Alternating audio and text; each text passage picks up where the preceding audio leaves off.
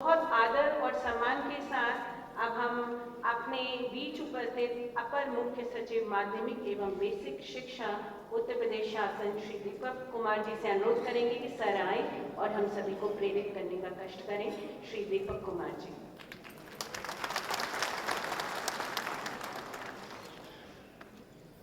धन्यवाद। विशेष सचिव नवीन जी, DG Vijay Kiran Anand, director SCERT Anjana जी, हमारे बीच उपस्थित जो आमंत्रित एक्सपर्ट साथी आए हैं तथा एसआरजी गुरुजन, ये जो आपकी आज की कल से शुरू हुई दो दिवसीय जो कार्यशाला है मैथ, साइंस और इंग्लिश पे, इसके लिए मैं धन्यवाद देता हूँ विजय और एससीईआरटी की पूरी टीम को और आप सभी को कि आप लोगों ने ये इतना समसामयिक जो रेलेवेंस का विषय है उस पर आपने कार्यशाला आयोजित की और उसको इतने अच्छे ढंग से उसका संचालन कर रहे हैं। कहते हैं शिक्षा बेस्ट मल्टीप्लायर है। अगर आप किसी चीज़ में इन्वेस्ट करते हैं तो उसका जो रिटर्न है वो एजुकेशन में सबसे ज़्यादा आता है और हम सभी इसके प्रमाण हैं। हम लोग जिस बैकग्राउंड से आते हैं उसमें हम सभी ने ये महसूस किया होगा, आप लोगों ने ये महसूस किया होगा कि आपके माँ बाप ने जो इन्वेस्टमेंट किया है आपकी शिक्षा में, उसकी बदौलत हम लोग यहाँ खड़े हैं या बैठे हैं। तो जो हमारे से पहले पीढ़ी ने हमें इन्वेस्ट किया है और जो आगे की पीढ़ी में हमें इन्वेस्ट करना चाहिए, वो यही माध्यम है जिसके माध्यम से हम गुणवत्तापरक शिक्षा बच्चों को दूर दराज के क्षेत्रों में उपलब्ध करा सकें। स्कूल्स हैं, चल रहे हैं, उनमें क्या परिवेश होना चाहिए और क्या तरीका होना चाहिए, पद्धति क्या होनी चाहिए ताकि वो रुचिकर हो सके। परिवेश में बहुत सारी चीज़ें आती हैं, उनकी बिल्डिंग अच्छी होनी चाहिए, माहौल पठन पाठन का होना चाहिए, ट्रेंड टीचर्स होने चाहिए और जो अब ऑनलाइन माध्यम है, जो डिजिटल कंटेंट है, वो सर्वसुलभ होना चाहिए। बच्चों को इस लायक बनाना चाहिए ताकि वो उसको देख सके, उसको इंटरप्रेट कर सके। उनके पास वो गैजेट्स होने चाहिए, वो माध्यम होना चाहिए जिनसे हम उनकी ट्रेनिंग कर पाए, हम उनको एक्सपोज कर पाए। इन सभी आयामों पे विभाग काम कर रहा है। आपने देखा होगा कि बेसिक में ऑपरेशन कायाकल्प के माध्यम से और उसका जो काउंटर पार्ट है अलंकार, जो माध्यमिक में आप कर रहे हैं, उसके माध्यम से कोशिश की जा रही है कि स्कूल में जो इंफ्रास्ट्रक्चर है, अवस्थापना सुविधाएं जो हैं, उनमें काफ़ी सुधार किया जाए, उनको इस स्तर का लाया जाए कि बच्चे बच्चियां सुविधापूर्वक शिक्षा ग्रहण कर सकें। उनमें जो इंफ्रास्ट्रक्चर की कमी है उसको दूर किया जा सके, पर्याप्त कमरे हों, सुसज्जित हों, उनमें टॉयलेट्स की कमी ना हो, पेयजल की, शुद्ध पेयजल की, इस तरह की सुविधाएं देने का कार्यक्रम ऑलरेडी चल रहा है। और हम लोगों को खुशी है विभाग की तरफ से बताते हुए कि इस वर्ष हम लोगों ने माध्यमिक शिक्षा में अलंकार में पूर्व वर्षों से ज़्यादा धनराशि, करीब 5 गुना धनराशि हम लोगों को मिली है और मुझे लगता है कि अगले 2 या 3 सालों में जो आपकी बुनियादी सुविधाओं में कमी थी वो हम पूरा कर पाएंगे। ट्रेन टीचर्स की बात है, जो इसके लिए हम लोग यहाँ उपस्थित हैं। एससीईआरटी का विशेषकर ये दायित्व है कि अच्छे शिक्षक दें, शिक्षकों की लगातार ट्रेनिंग हो और इसी क्रम में आपका चयन हुआ है। बहुत ही बड़ा दायित्व है ये कि दुनिया में जो शिक्षा के क्षेत्र में ज्ञान है, जो पद्धति है, जो मेथोडोलॉजी है, वो आप सीखें, एक दूसरे से सीखें, जो जितने माध्यम हैं उनसे सीखें और आप फिर अन्य टीचर्स को ये बताएं कि कैसे रुचिकर शिक्षा दी जा सकती है। और खासकर इनमें जो विजय अभी बता रहे थे स्टेम में, तो आने वाले समय में इसका महत्व और भी बढ़ेगा। और आप अभी ऑलरेडी देखते हैं बाहर के देशों में स्टेम में जो ट्रेंड लोग होते हैं उनको वीज़ा मिलने में आसानी होती है, उन्हीं की मांग है। और अपने देश में भी ये नहीं है कि जो अन्य विषय हैं वो कम महत्वपूर्ण हैं, लेकिन जहाँ तक रोजगार की बात है तो वो स्टेम में ज़्यादा है। और आप इसके विशेष माध्यम हैं जो बच्चे वंचित वर्ग से आते हैं उन तक ये बात पहुंचाने के लिए उनके गुरुजनों को ट्रेन करने का गुरुतर दायित्व जो है वो आप पे है और आप इसके लिए चयनित हुए, ये गर्व की बात है।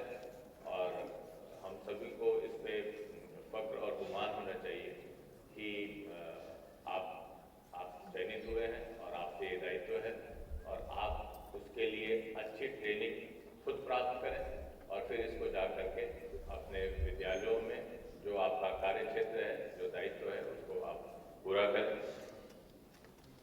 ऑनलाइन कंटेंट आजकल बहुत सुलभ रूप से उपलब्ध है।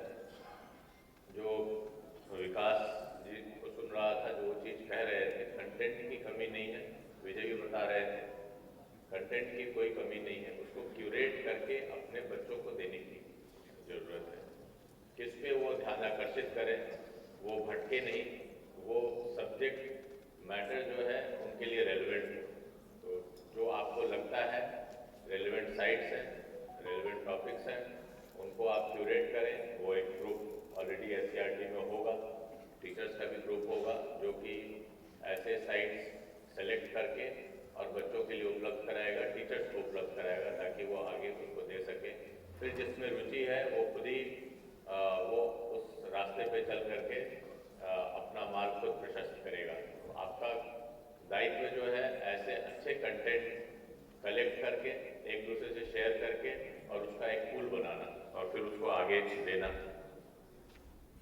हम लोग कोशिश कर रहे हैं कि ऑनलाइन कंटेंट जो है वो अच्छे इंस्टीट्यूशन से, अच्छी संस्थाओं से टाई अप करके बच्चों को उपलब्ध कराएं। खान एकेडमी की क्लासेस पहले से चल रही हैं। जिन कस्तूरबा गांधी विद्यालयों में मैं गया, बिल्कुल ही गरीब घरों की बच्चियों को मैंने देखा है खान एकेडमी की क्लासेस से पढ़ते हुए। और अभी मैं बांदा गया था और फतेहपुर में था, वहाँ बच्चियों से मैंने पूछा तो बहुतों ने कहा, ज़्यादातर ने कहा कि उनका फेवरेट सब्जेक्ट मैथ्स है, किसी ने कहा कि साइंस है। और ये अंतर इसलिए आया है क्योंकि उनको ये कंटेंट अवेलेबल है, उनको सप्ताह में 3-4 दिन एक्सेस मिलता है कंप्यूटर पे, जो वो अपनी उनका कंप्यूटर लैब है उसमें बैठ कर तो बच्चियाँ क्लास करती हैं, तो उससे उनकी रुचि जगी है। उसी तरह IIT गांधीनगर से विभाग ने टाई अप करके बच्चियों के लिए क्यूरियोसिटी क्लासेस करवाई हैं, जिसमें वो एक्सपेरिमेंट करते हैं और बच्चियों की हैंड होल्डिंग करते हैं, उनको किट दिया जाता है और उस किट से वो एक्सपेरिमेंट करती हैं और फिर वहाँ से कोई IIT के बच्चे और टीचर्स उसकी हैंड होल्डिंग करते हैं, एक्सपेरिमेंट बताते हैं और एक्सपेरिमेंट के पीछे जो थियरी है उसको एक्सप्लेन करते हैं। तो इन सब से रुचि बढ़ी और एक बार बच्चे की आपने रुचि जागृत कर दी किसी विषय में, तो फिर वो अपने आप उससे रिलेटेड टॉपिक्स ढूंढ करके पढ़ेगा और उसमें आगे बढ़ेगा। तो जो दायित्व हमारा और आपका है, बच्चों में इन विषयों के प्रति एक रुझान लाना, तो वो अगर हम कर पाएंगे तो वो बहुत बड़ी बात होगी, क्योंकि हर चीज़ आप बच्चे को पढ़ा नहीं सकते, सिखा नहीं सकते, लेकिन उसको उस रास्ते पे बढ़ा सकते हैं। एक बार आपने उसको रास्ता दिखा दिया, फिर उसकी कोई सीमा नहीं है, वो अपनी रुचि के अनुसार कार्य करेगा। गैजेट्स की बात है, स्मार्ट क्लासेस की, ICT लैब्स की और लाइब्रेरीज की, उसमें गवर्नमेंट ऑफ इंडिया जो राष्ट्रीय शिक्षा नीति आई है उसमें इन विषयों पे बहुत ध्यान दिया जा रहा है। मुझे लगता है कि आगामी 2 या 3 वर्षों में हम लोग सभी स्कूल्स में स्मार्ट क्लासेस लगा पाएंगे और लाइब्रेरीज दे पाएंगे, ICT लैब्स भी दे पाएंगे। बहुत बड़ा बजट का हिस्सा अब इस दिशा में जा रहा है। हम लोग CSR से भी कोशिश कर रहे हैं, जितने लोगों को हम लोग जानते हैं जो औद्योगिक या बिजनेस घराने हैं, जो भी हम लोगों से संपर्क में आते हैं, उनसे हम लोग अनुरोध करते हैं स्मार्ट क्लासेस के लिए और ICT लैब्स के लिए। काफ़ी कुछ मिला भी है। जो पुरातन छात्र हैं वहाँ से पास आउट जो है, या उस गाँव के या शहर के जो नामी गिरामी लोग हैं या जो संपन्न हैं, उनको अनुरोध करके आप भी कर सकते हैं ये, और स्कूल को संपन्न कराएं। तो आप जो टीचर्स ट्रेनिंग का जो काम कर रहे हैं रुचिकर शिक्षा के प्रति, वो माध्यम भी आप उपलब्ध करा सकते हैं, जिनसे ज़्यादा से ज़्यादा बच्चों को, ज़्यादा से ज़्यादा टीचर्स को, क्योंकि आप खुद देखते हैं कि एक क्लास को कन्वेंशनल तरीके से पढ़ाने में और एक स्मार्ट क्लास के पढ़ाने में कितना अंतर आ जाता है। आप दुनिया की कोई भी कंटेंट स्मार्ट क्लास के माध्यम से कर सकते हैं। अभी चीफ सेक्रेटरी सर ने 4 दिन पहले कल आपके बीच प्रोफेसर रीटा सिंह थी, उनके माध्यम से इन लोगों ने IIT कानपुर को रोपिन किया है और वो शुरुआत में 10 विद्यालयों में ये शुरू कर रहे हैं और फिर ये और अन्य विद्यालयों में भी जाएगा, और भी दूसरी संस्थाएं हैं जो इसमें इंटरेस्ट ले रही हैं और ये हम अपने बच्चों तक ले जा पाएंगे। विजन ने लर्निंग आउटकम्स की बात की। जो अधिगम है वो बहुत महत्वपूर्ण है। आपके ये प्रयास किस दिशा में जा रहे हैं, शिक्षक कितनी मेहनत कर रहे हैं और बच्चों का लेवल क्या है, वो एसेस करना बहुत ज़रूरी है। बेसिक में ये काम शुरू हो चुका है। निपुण ऐप के माध्यम से बच्चों का आउटकम लेवल देखा जा रहा है और हर 3 महीने देखा जा रहा है, ताकि बच्चे, उनके अभिभावक और उनके जो शिक्षक हैं वो ये देख पाए कि उनका बच्चा किस स्तर पर है और हम उसी आधार पर उनका असेसमेंट भी करें। तो ये काम हम लोग माध्यमिक में भी शुरू करेंगे, क्योंकि बच्चे को अवेयर कराना जरूरी है कि वो किस स्तर पर है, और उनके अभिभावकों को पता होना चाहिए, उनके टीचर्स को पता होना चाहिए, और टीचर का और स्कूल का और ब्लॉक और जिले का असेसमेंट इसी आधार पर होना चाहिए। जो सर्वेज होते हैं जिनमें हम देखते हैं कि अपना प्रदेश पिछड़ा हुआ है, उसको हमें ऊपर ले जाना है। इसलिए नहीं कि हमें सर्वे में ऊपर आना है, बट इसलिए कि हमारे बच्चों का स्तर अच्छा हो। जब वो स्कूल से पढ़ के कॉलेज में जाए और कॉलेज से निकल करके वास्तविक जीवन में जाए, तो उनकी उपादेयता रहे, उनको लेने के लिए लोग आतुर रहें। ये लोग कहें, जो एक इमेज है कि इन क्षेत्र के बच्चे केवल मार्क्स लेके आते हैं या फर्जी उनका मार्क्स होते हैं, वो चीज़ हटनी चाहिए। ये होना चाहिए कि यूपी का बच्चा है तो इसकी ग्राउंडिंग बहुत ठोस है, ये चीज़ें जानता है और काफ़ी रिगरस प्रोसेस से आया है। तो ये निपुण का और जो असेसमेंट है लर्निंग आउटकम का, ये इसके दिशा में भी हमको प्रयास करना होगा। डायरेक्टर मैडम से मैं अनुरोध करूंगा कि इसको भी डेवलप करें, जो असेसमेंट का है, और थर्ड पार्टी असेसर्स हम कैसे लगाएं, ज़्यादा से ज़्यादा थर्ड पार्टी असेसमेंट हम कैसे करें, जो कि माध्यमिक में स्कूल्स कम है, ये आप कर सकते हैं। एक ईमानदारी का वातावरण तैयार किया जाना चाहिए, ताकि बच्चों को पता रहे, हमें पता रहे कि उनका स्तर क्या है और उसको आगे ऊपर कैसे ले जाना है। इंग्लिश में आप लोगों का ये प्रयास बहुत सराहनीय है, क्योंकि हम कितना भी कुछ कह लें, ये एक महत्वपूर्ण अंग है। हमारा बच्चा अगर किसी दूसरे प्रदेश में जाना चाहता है, विदेश में जाना चाहता है, तो ये उसका विंडो है, विंडो टू द वर्ल्ड। इसमें अच्छी गुणवत्ता होनी चाहिए, उसको बोलना भी आना चाहिए। ऐसा नहीं कि वो भोजपुरी में अंग्रेजी बोले, उसका कोई मतलब नहीं है। तो जो ELTI है, इसका इम्पॉर्टेंट रोल है। हमारे साथ स्कूल में एक बच्चा था, तो वो 2 महीने की छुट्टी होती थी हम लोगों की गर्मियों की। मैं भी सरकारी स्कूल से पढ़ा हूँ, रेजिडेंशियल से। तो वो गया, फिर जब वो आया, असेंबली में हम लोगों के सबको न्यूज़ पढ़ना होता था और क्लास में भी पढ़ना होता था। तो 2 महीने में उसमें पूरा परिवर्तन हो चुका था, बहुत ही अच्छी अंग्रेजी बोलने लग गया था वो। हम लोगों ने, जूनियर था हम लोगों का, तो हम लोगों ने उससे पूछा कि भाई ये कैसे हुआ, तो वो बोला कि मैं 2 महीने गाँव रहा और BBC सुनता रहा, सुबह साहब BBC सुनता रहा, उसको कॉपी करता रहा, उस तरह बोलने की कोशिश करता रहा और 2 महीने में उसने अपने आप में परिवर्तन कर लिया।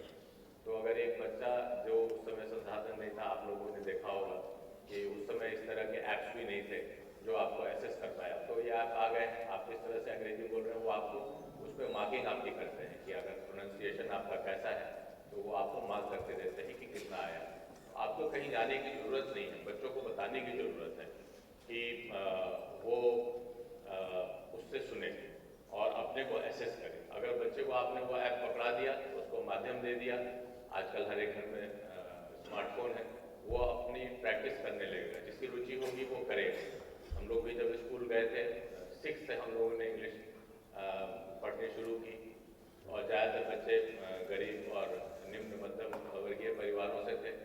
हमारे एक टीचर थे, बहुत अच्छे थे, इंग्लिश में नए आए थे, फिर उन्होंने हम लोगों को ये सब बताया। उस समय जैसा मैंने कहा ऐप तो नहीं होते थे, लेकिन उन्होंने एक BBC लिसनर्स क्लब बनाया और हम लोग सप्ताह में एक दिन, रेडियो उस समय हॉस्टल में भी नहीं होते थे, खासकर स्कूल के हॉस्टल में, तो वो अपने घर पे बुलाते थे और सप्ताह में 1-2 प्रोग्राम हम लोग BBC के सुनते थे जो इंग्लिश से रिलेटेड होते थे। तो अच्छे, मैं ये सब उदाहरण इसलिए दे रहा हूँ कि अच्छे टीचर का बहुत बड़ा योगदान होता है उस सब्जेक्ट में उसको इंटरेस्ट दिलाने का, जागरूक करने का। एक केमिस्ट्री के हमारे टीचर थे, वो हमारे सेक्शन को तो नहीं पढ़ाते थे, हम लोगों को हमेशा लगता था कि हमारे सेक्शन को क्यों नहीं पढ़ाते, हमें दूसरे केमिस्ट्री पढ़ाते थे। तो उनके एक्सपेरिमेंट्स के तरीके बड़े अनूठे होते थे। जैसे एक क्लास में उन्होंने कोई पिंक केमिकल तैयार किया था, रेजेंट, और उसको उन्होंने एक बच्चे के, वाइट शर्ट हम लोग पहनते थे, तो शर्ट पे फेंक दिया। सब अवाक रह गए कि ये ऐसा क्यों किया। थोड़ी देर में वो केमिकल उड़ गया, फिर उसकी कमीज वापस वैसे ही सफ़ेद रही। तो फिर वो उन्होंने उसको एक्सप्लेन किया। तो ये उनके तरीके होते थे। इस तरह जैसे आप लोग अभी बताएं कि कैसे कैसे शिक्षकों ने नया अनूठे प्रयास किए हैं, तो ये हम सबको अपने अपने क्लासरूम पे ढालने की ज़रूरत है कि बच्चे की को कैसे उस सब्जेक्ट में इंट्रोड्यूस करें। कॉलेज में मैं जब गया दिल्ली यूनिवर्सिटी, एक हमारे सीनियर थे, वो UPSC की तैयारी कर रहे थे और उनको स्टैट्स बिल्कुल समझ में नहीं आता। वो मतलब स्टैट्स का सेक्शन हर बार छोड़ के आते थे और अंत तक वो नहीं सीख पाए, इसलिए, और उनका फिर रैंक भी नीचे रहा, वो दूसरी सर्विस में गए। लेकिन बाकी सब्जेक्ट्स में बहुत अच्छे थे, मतलब GS बहुत अच्छा था उनका, उनका जो अपना सब्जेक्ट था हिस्ट्री और एंथ्रोपोलॉजी, उसमें बहुत अच्छे थे, बहुत अच्छी मार्किंग उनकी होती थी। लेकिन उस समय स्टैट्स का एक कंपल्सरी कंपोनेंट होता था, अभी भी होगा शायद, मैथ्स का कुछ तो कंपोनेंट होगा, तो बट उसमें उन्होंने कभी रुचि ही नहीं ली। और इसलिए नहीं रुचि ली, मैं अब जब सोचता हूँ कि उनके ऐसे शिक्षक नहीं रहे होंगे जो मैथ्स में उनको रुचि दिला पाए या उनको जागृत कर पाए। तो ये एक अगर आपका एक ब्लाइंड स्पॉट बन गया तो हमेशा के लिए वो ब्लाइंड स्पॉट रहेगा, आपके लिए स्टम्बलिंग ब्लॉक रहेगा, वो आपको स्पीड ब्रेकर की तरह बच्चे के करियर में काम करेगा।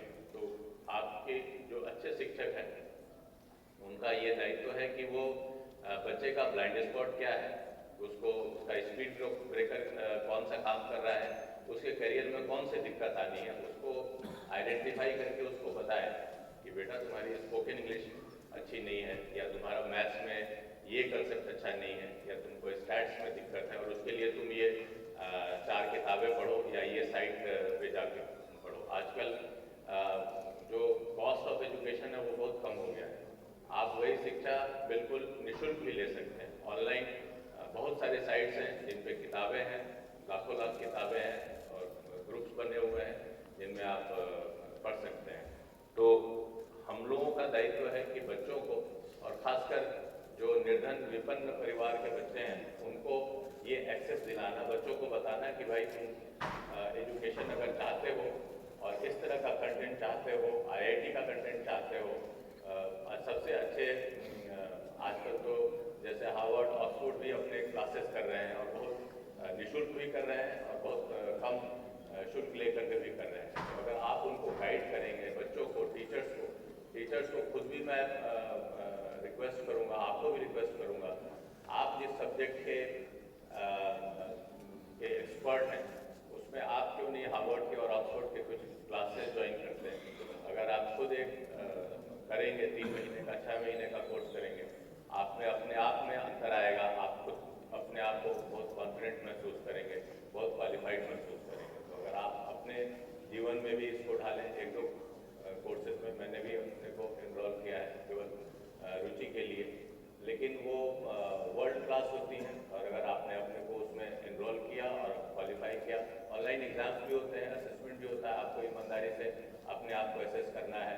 यही चीज़ टीचर्स को जो आप ट्रेन करेंगे उनको भी बता सकते हैं और बच्चों को भी बता सकते हैं कि वो ट्रेन करके अपने को उस लायक बना सकते हैं। क्योंकि आजकल आप देखेंगे जो ग्रामीण परिवेश के बच्चे हैं, जो बी क्लास सिटीज़ के बच्चे हैं, उनमें वो भूख है, उनमें वो मेहनत करने का मादा है। आप देखें जितने कॉम्पिटिटिव एग्जाम्स हैं उसमें आप ही के बच्चे आ रहे हैं। उसमें ऐसा नहीं है कि बहुत मेट्रो में पढ़ने वाले, बहुत अच्छे स्कूल्स में पढ़ने वाले बच्चे क्वालिफाई कर रहे हैं। आप यूपीएससी के ट्रेंड देखें, जुडिशरी के देखें, आईआईटी का देखें, तो ये आपके स्कूलों में जो बच्चे पढ़ रहे हैं वो क्वालिफाई कर रहे हैं। तो इसलिए हमारा दायित्व तो और भी है कि इन बच्चों को हम ढंग की सामग्री दें और ढंग उसको मेथोडोलॉजी बताएं कि कहाँ उनको ये उपलब्ध हो सकता है। साथ ही मैं ये भी अनुरोध करूँगा कि हिंदी और संस्कृत में भी इंग्लिश जैसा ही एफर्ट होना चाहिए। मतलब हम लोग इसको इसलिए इग्नोर करते हैं कि सोचते हैं कि बच्चा तो शुरू से हिंदी बोल रहा है और उसमें जागृत है और पूरा समाज बोल रहा है, लेकिन ऐसा नहीं है। जब आप उनकी परीक्षा लेते हैं, उनको लिखने के लिए कहते हैं, तो उनके पास वो सक्षम नहीं है, उनके पास वो कैपेबिलिटी नहीं है। अच्छे अच्छे बच्चे आते हैं और जब मैं उनकी एप्लीकेशन देखता हूँ तो वो हिंदी भी नहीं लिख पाते। संस्कृत की तो बात छोड़ दें, तो संस्कृत में भी अच्छी गुणवत्ता और हिंदी में भी अच्छी गुणवत्ता, इस पर भी हमें विशेष ध्यान देना चाहिए कि हमारे बच्चे इसमें भी निपुण हों। इंग्लिश तो बहुत ज़रूरी है, लेकिन साथ ही हमें अपनी भाषा पे भी ध्यान रखना चाहिए। मैं जो अपने माननीय सीएम साहब का संदेश है, मुझे लगता है जिन सेक्टर्स में उनकी रुचि है, शिक्षा उनमें से एक है। वो बहुत सारे इंस्टीट्यूशंस खुद ही वो कंट्रोल करते हैं और शिक्षा में जितनी उनकी समझ है और पकड़ है, मुझे लगता है बहुत कम लोगों की है। अपने चीफ सेक्रेटरी सर भी बहुत इंटरेस्टेड रहते हैं। जैसा मैंने बताया अभी 1 सप्ताह पहले उन्होंने आईआईटी कानपुर के साथ टाई अप करके वर्ल्ड क्लास एजुकेशन अपने बच्चों तक कैसे जाए इसकी व्यवस्था की है, जो आगे और भी चलेगी। तो जो माहौल है अभी वो बहुत ही अच्छा है। अगर आप इसमें कोई भी सुझाव देंगे तो उस पर तुरंत कार्रवाई होगी। आप जो यहाँ पे 2 दिन का वर्कशॉप करें, डायरेक्टर मैडम को मैं अनुरोध करूँगा कि उससे जो निकल के आता है कि शासन से और क्या अपेक्षाएं हैं आपकी, जो एसआरजीज यहाँ पे हैं उनकी क्या अपेक्षा है, कैसे हम उसको और अच्छा कर सकते हैं, क्या क्या सुविधाएं दे सकते हैं। इस वर्कशॉप से जो चीज़ें निकल के आए उस पर विभाग को क्या इम्प्लीमेंट करना है, एससीईआरटी को क्या इम्प्लीमेंट करना है, वो चीज़ें हम लोगों को आप बताइए। मुझे विश्वास है मैं उस दिशा में हम लोग कार्रवाई करेंगे।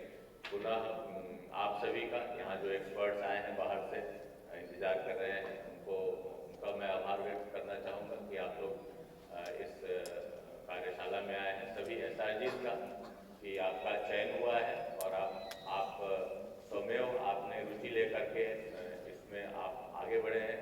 आपका बहुत बहुत आभार और आपको शुभकामनाएं इस दायित्व के लिए।